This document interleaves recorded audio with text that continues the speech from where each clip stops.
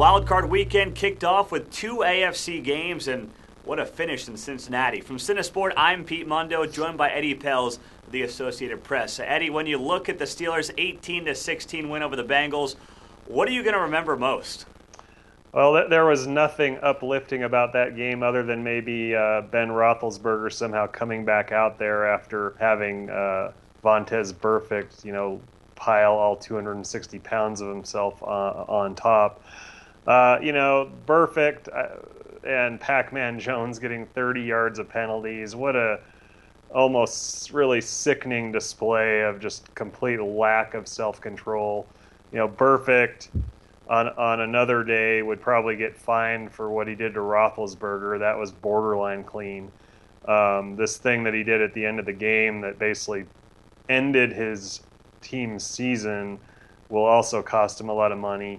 There are some people who don't think Pac-Man Jones should be playing in the league right now, and I'm sure pretty much every Bengals fan would agree. And even though you can't exactly see what he did, and you can't really explain why Steelers coach Joey Porter was out on the field, anything but just completely walking away at that point for Pac-Man is unacceptable. It was a self-inflicted loss.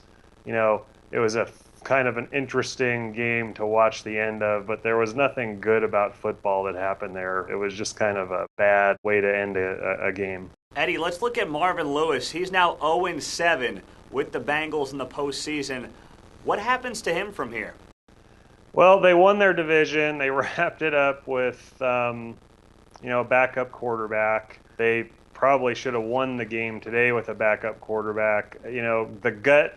The gut reaction after a game like that is that Burfict should be gone, and Lewis clearly doesn't have the stuff to discipline his team. I think you got to wait 72 hours and let the smoke clear, but clearly I wouldn't say Lewis is a sure thing to come back, not after that. Eddie, let's move to Houston, where the Chiefs win their 11th straight game. How much credit do you give to that Kansas City team as opposed to just the incompetence of Brian Hoyer and the Texans? I got to say, the minute last week that Houston starts working on a goal line play involving J.J. Watt taking the snap and Vince Wilfork coming in to block, what's the message you're sending to your offense? And then you actually use that play in a game when you bring two guys on defense. I don't care how great J.J. Watt is, to come try to get the ball in from the 3-yard line. We all could have stopped watching the game right after there, and I think any semblance of trust that anybody had in that offense was completely gone when he does that. That was a terrible call, and Hoyer didn't really do anything to boost anybody's confidence, but they were awful. I don't know how they won anything. Now, I will give credit, you don't win 11 games in a row with nothing.